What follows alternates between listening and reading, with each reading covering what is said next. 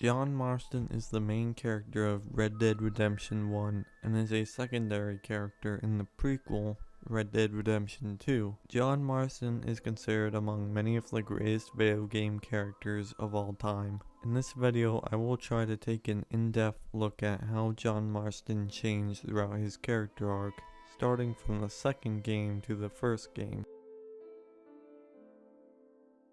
At the beginning of Red Dead Redemption 2, Arthur and Javier find and save John after being scarred by wolves. However, after John is laid to rest, it turns out that John left his gang of outlaws and family for a year for an unknown reason. Then later, after John recovers, Arthur takes John's son Jack out fishing because for some reason John can't. At that point, it's safe to say that John isn't interested in his family. Despite the fact that Dutch's gang of outlaws lie and rob people, they all treat each other like family and have moral codes. Dutch even brought John as an orphan into his gang and raised him like a son. So why isn't John doing the same with his own son? Though the reason why I think John is so reluctant towards his family has to do with his disinterest and naive behavior. John in Red Dead Redemption 2 is shown to not be very good at socializing. An example being in the epilogue where John tries to talk to Jack while they go fishing, but John stumbles on his words, unsure on how to talk to his son. John also has a rather hard time getting a thank you across to Arthur after he helps save Jack. Though what John isn't naive or lacks interest in is gunslinging. When John is being an outlaw, he knows exactly how to plan strategies for a heist. John's experience spent in Dutch's gang of outlaws gave him the skills as he was growing up. Even Arthur thought John's plan with the oil wagon to stop the train was smart. Come on, at night, not too guarded, it's perfect. I ain't thought it through. Stopping a train, pain in the ass. Sure, but what if we could force a train to stop? Well, of course. We get a wagon full of something flammable, oil, put it on the tracks. They see it. They know they either have to stop or die. Ain't no train driver wants to be cooked alive. That is kind of brilliant. For you. But one thing Arthur doesn't find smart about John is him giving up his family. Arthur in particular plays a large part in John's arc. Arthur essentially serves as a man trying to steer John onto the right path that Arthur missed. When Arthur looks at John's decisions, he sees a similar reflection to the choices he's made as an outlaw. A naive fool who wasted his life focusing on the wrong thing. Many of Arthur's decisions caused him to give up the important things in his life. His wife and son couldn't be with him because Arthur wanted to be an outlaw with Dutch. However, John doesn't seem to care until he learns that Jack was taken hostage by the Braithwaite family. This makes John into a furious father who wants to do nothing but save his son regardless of the means. Dutch and Hosea see John's growing hatred for revenge against the Braithwaites for taking Jack, so they try to calm John down. Dutch tries to reason with the Braithwaites by taking the Teddy Roosevelt approach. Speak softly and carry a big stick. When that doesn't work, Dutch and the gang kill the Braithwaites and learn from Mrs. Braithwaite that Jack is being held by Angelo Bronte.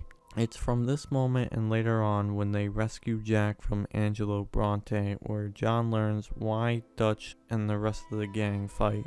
Starting out, John's role in Red Dead Redemption 2 has him as an outlier of the group, one who wasn't really interested in anyone aside from himself in pulling off heists. Yet he fell in love with Abigail and had a son, but decided to leave them in the dust without any explanation. However, John learns how important it is to keep his family from harm when he sees what could happen to them if he doesn't protect them. John learns that Dutch's gang of outlaws isn't just about business, but about each other. The gang may be outlaws, but Dutch is strictly against killing and prefers robbing from the rich than the poor. The shooting the gang does is meant to protect, not bring more pain. This is how John gains much of his loyalty towards Dutch and Arthur. Not to mention his change in providing for his family more. This change in John's attitude shows best when the gang meets with Angelo Bronte in order to get Jack back. John is more quiet and respectful than when he thought the Braithwaites had his son. However, that loyalty is eventually broken. After the failed bank robbery at Saint Denis, John is caught and sent to prison. John is said to be hanged for his crimes, but Dutch focuses more on the plan to get out with enough money for everyone. This upsets John because it shows to John the very same thing he learned not to be from Dutch. Dutch's priorities were to keep everyone safe, but was willing to let John die. And instead of the entire gang coming to save John, only Arthur and Sadie came. Also, notice the subtle thing John does by putting his hand in front of Abigail to reduce her temper. Just like how Dutch did to John during the Braithwaite attack. Really shows how much John has grown. Even after Dutch denies John's claims of him going against his own word, John's loyalty towards Dutch still remains, but he's having a hard time believing that Dutch has become a bad man.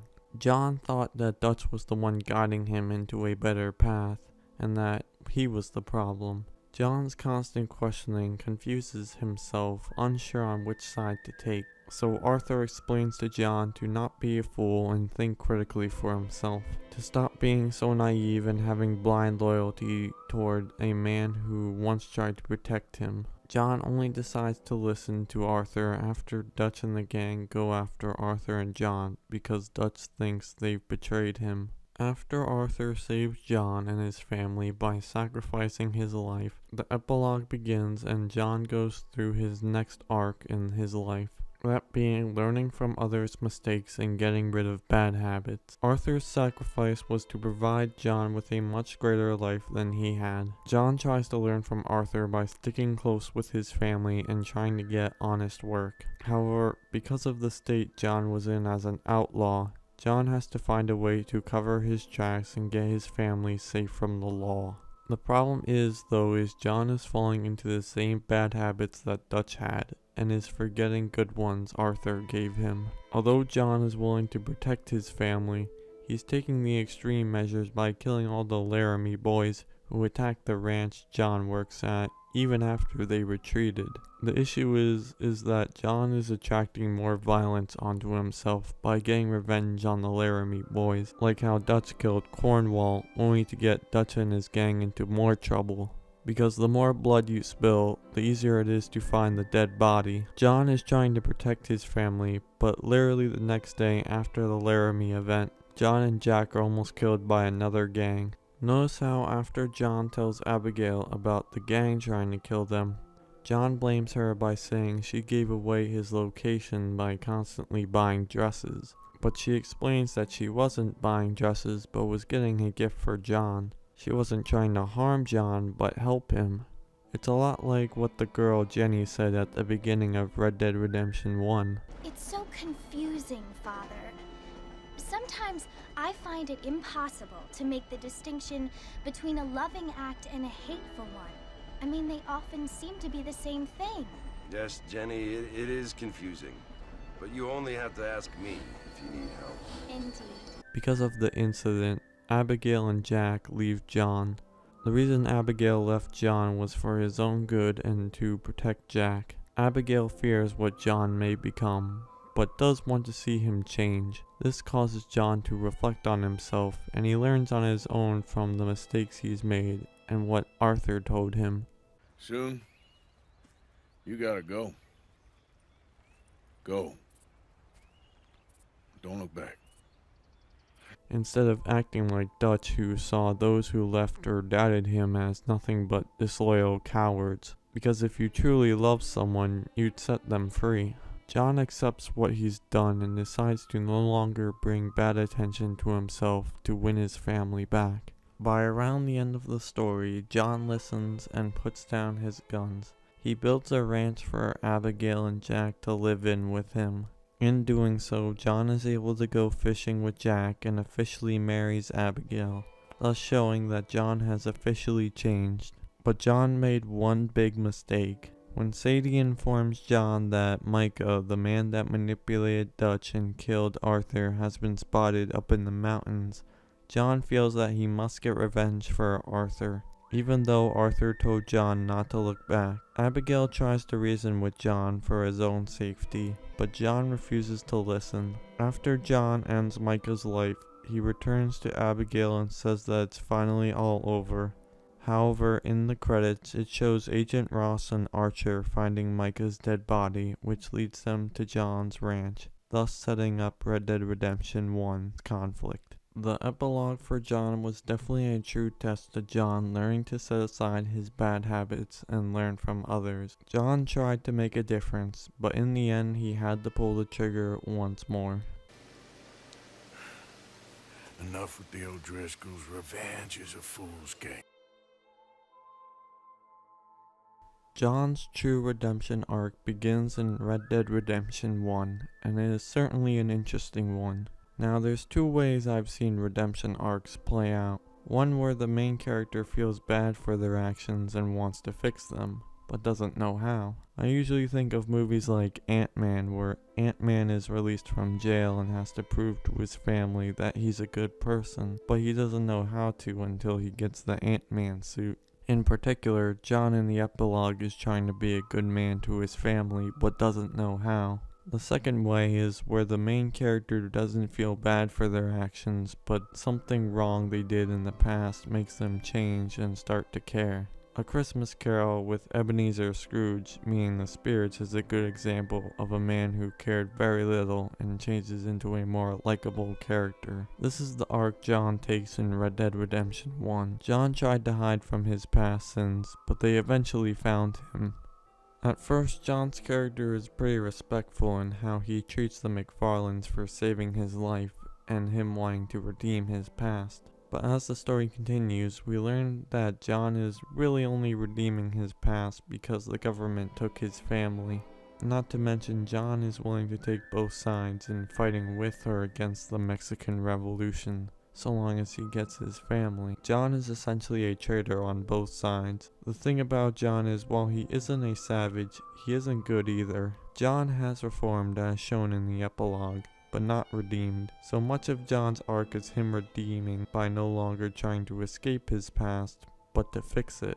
In order to redeem, John works with the government to find 3 of his old gang members. However, it's more challenging than he expected, so he gets help from many of the secondary characters. However, at first, the secondary characters that support John do the exact opposite of what they're supposed to do, and either don't help or waste John's time. In particular, Marshall Johnson only helps those who pay him in the land he's meant to look after. Wes Dickens is a con artist, Seth is a grave robber, and Irish is mostly unhelpful. Unfortunately, these characters are the closest thing in helping John to complete his mission for the government. When John interacts with the 4, especially Wes Dickens, he acts impatient and rightfully calls them out for their lies by threatening them with violence. However, while they are lying bad men, they do help John in realizing how calling them out is hypocritical. Looking back, John said he was done being an outlaw and learned that killing out of revenge only draws attention to those you're trying to protect, and that bad men like him deserve a second chance. However, John chose to kill Micah, which led Edgar Ross into finding the dead body, leading to John and his family. Not only did John put his family in danger, like how Abigail worried, but he gunned down Micah like he was nothing. Micah even threatened John's family if John didn't make it out alive. John felt Micah could never change from the bad man he is. While Micah is a bottomless evil, John was still willing to see Dutch change, even after what he did to him. However, why would John act so hypocritical after everything that Abigail and especially Arthur taught him not to be? The reason John is so hypocritical is because after he gained loyalty towards Dutch, he saw Dutch and everyone as good people. But when Dutch betrayed him, John learned that even people close to him can backstab and manipulate others. So with John no longer being naive and him learning that even good people can lie, John now sees everyone for who they are, even after they're revealed, and not what they could become. John is more of a realist than an idealist. John explains that he'll respect those that help him regardless of how they do it so. This is why John has forgotten that Dutch was once a good man. that killing only draws more attention, and those who saw the good in him is what got him here in the first place. It's similar to the themes of the game, with how America often forgets its past sins, tries to hide it under the rug, and history ends up repeating itself in the future. Like how natives are treated as savages, we have a day about peace between pilgrims and natives, and we forget how we treat black people the next day. This would explain why John doesn't recognize the strange man, but the strange man recognizes John. Hello, John. John Marston. Do I know you? I hope so. I seem to know you. I'm pretty good at remembering faces. Are you? Do you remember Hattie McCourt's face? Who? She was a girl Dutch Vanderlyn shot in the head on that raid on the ferry a few years back. Same one you got shot on. Pretty girl, until her eye was hanging out by a thread of tendon and her brain was plastered over a wall. Not really. Then why would you remember me, friend? You've forgotten far more important people than me. Now this is mostly a theory, but I think the strange man represents John's past sins he's forgotten. The strange man talks about a gruesome murder Dutch did to a lady during a heist with John, but John doesn't remember such a traumatic event. John is used to the ghost of his past sins haunting him. He doesn't feel totally guilty for his actions, so it explains why he doesn't recognize the strange man. It also explains why when John tries to shoot the strange man, he doesn't die, like how Dutch said. You can't erase the past, John. Killing me, it won't make it go away. Throughout John's years on the ranch from 1907 to 1911, John has forgotten much of what made him who he is. It's what the strange man refers to when he talks about the people John has forgotten. Arthur, Dutch, and Abigail all made John into a good man, but he never mentions them. Of course though, this is just a theory, and it's unlikely that Rockstar planned this far ahead. But the strange man is in Red Dead Redemption 2, so maybe so. So by John being taken out of his comfort zone, his sins are clear to the public to criticize, so he tries to fix his past actions. Throughout Red Dead Redemption 1, John learns one by one his past mistakes. One example being where John is reminded of how Dutch's gang had moral codes and tried to fight the law in order to make a difference. John sees the same ideas from Luisa when he becomes part of the Mexican Revolution. When John saw Dutch fall from his idea of faith that he could save everyone to just fighting for killing's sake, John's belief in change being possible died, which is why Luisa says that John has lost his spirit. John thinks that the revolution is just fighting for nothing, but Luisa explains to John that they are fighting not just to stop a power-hungry tyrant, but to stop unfair treatment of peasants. Before John leaves, he notices that the leader of the revolution, Abraham, is obsessing over power like the dictator who they killed did. So John reminds him why they were fighting in the first place. John's inclusion in the Mexican Revolution truly added the part of his character that he lost so long ago. But the third act added the most of what John was missing. When John corners Dutch on a cliff, Dutch admits to John that what he was striving for all his years was a waste. Unlike John, Dutch remembered what Arthur tried to do, was helping him for a better future, because accepting your past mistakes without trying to justify it is how you adapt and move on. Instead of jumping off the cliff to escape consequences like in Red Dead Redemption 2, Dutch accepts his mistakes and ends his life. This is why John is so hesitant to shoot Dutch. While Dutch may not have been the best man throughout his life, John remembers that Dutch was once a good man who taught John many things growing up. Because of Dutch, this is why John learns to accept his past and move on, that bad people can change for the better. Nowhere is this shown better in John's sacrifice. Instead of running away, John remembers what Arthur and Dutch taught him and decides to admit to his consequences by sacrificing himself to save his family. John doesn't even say a single word doing so. Not only does this make a great show don't tell moment, but it shows that John isn't trying to justify his actions. In the end, John Marston died an honest man, while Edgar Ross used John and justified his actions, which only got him killed by John's son Jack years later. Because like Louisa said, We ain't never free. Be honest with yourself and you will be free.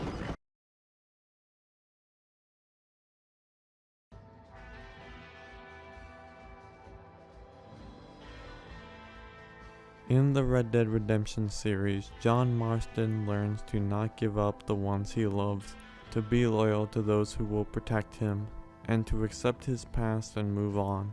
In the end, John Marston truly earned his redemption.